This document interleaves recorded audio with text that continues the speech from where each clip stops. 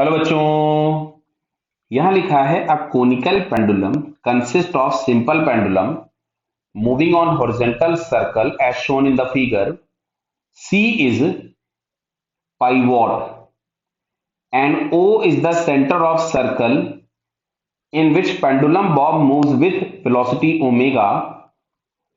Clear है. The constant angular velocity of the bob if L is the angular momentum about point C. यानी हम C point के about अगर हम angular momentum देखें तो देखो ध्यान से, अगर मैं इसके मैग्नीट्यूड की बात करूं तो सिंपल मैं लिखूंगा I about C into omega.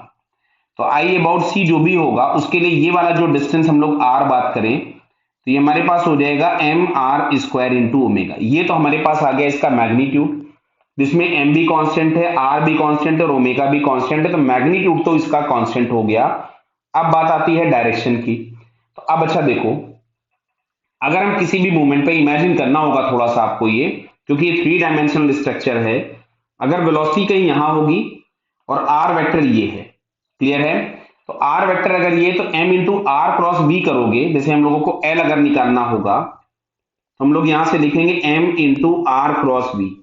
तो आप इमेजिन करना, आर जो वेलोसिटी है वो इस प्लेन में होगी और आर वेक्टर ये वाला है, क्लियर है. तो आर क्रॉस वी जब आप कीजिएगा तो ये मिलेगा perpendicular to R as well as perpendicular to we.